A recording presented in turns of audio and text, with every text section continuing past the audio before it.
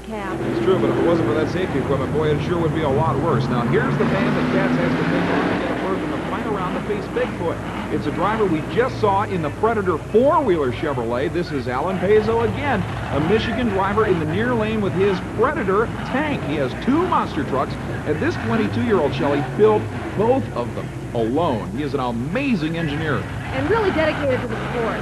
The green flag goes up. They leave the starting line. They're not the fastest machines on takeoff, but they can corner like nothing else in motorsports. Watch this. He's whipping it around, using that stick control system to line up anywhere and take any type of turn. And again, it's a runaway for Katz as PEZO has problems spinning around on the concrete floor of the Superdome in that last turn.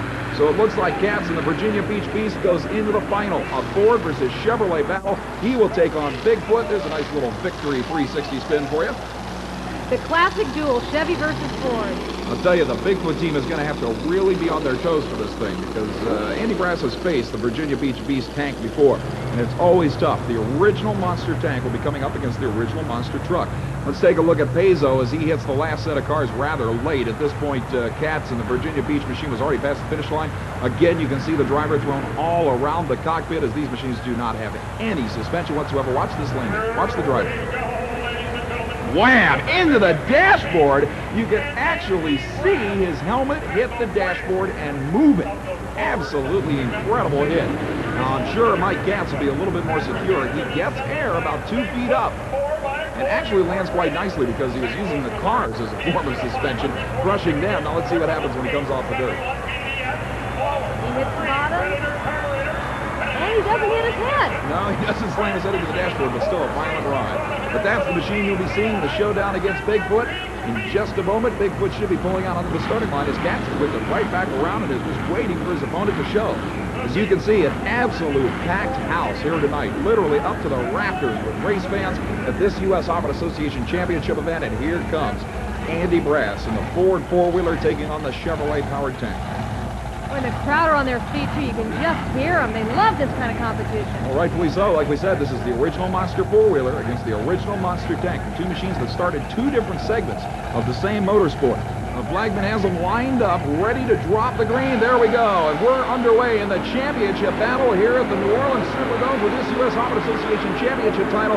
Andy Brass takes the turn a little wide with Bigfoot. Now gets back on the throttle. Here comes Katz in the tank. Side by side, Bigfoot by a full truck length. I'll tell you what, that was driving by Andy Brass. He took that first turn too wide and still came back to make up the difference.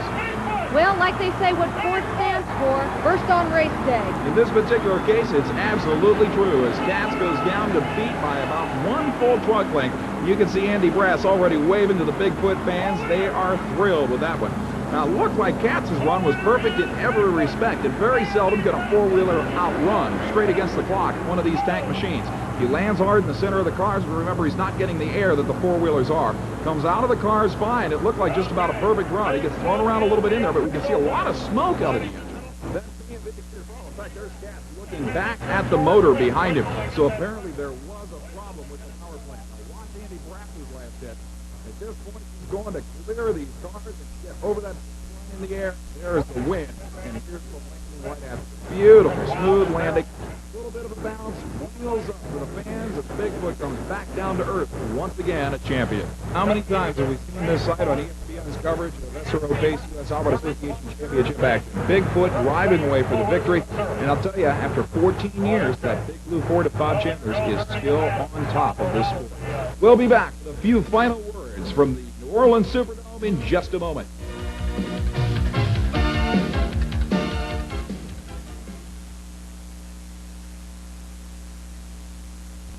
Well, anytime you get the biggest names in monster truck racing together in one place, you know it's going to be a battle. But, Shelley, what can you say about Bigfoot? Andy Brass and the Big Blue Ford do it again. Bigfoot is always such a crowd pleaser, but there's always some young Turk coming up the pike ready to take him on, and Bigfoot always manages to stay that half a step ahead of everybody else. That's for sure. And in the super modified mud racing ranks, Larry Jarrett took his second U.S. Off-Road Association National Championship win here tonight. But indeed, one of these days this year, he's going to run up against world champ Tom Martin, Tom Mintz, and some of these other hitters, and that's going to be a battle. That should be some real exciting competition. You have to talk about Ernie Adams, a motorcycle jumper who maybe doesn't have as much experience as some of the bigger-known names in that particular business, but man, his style is incredible.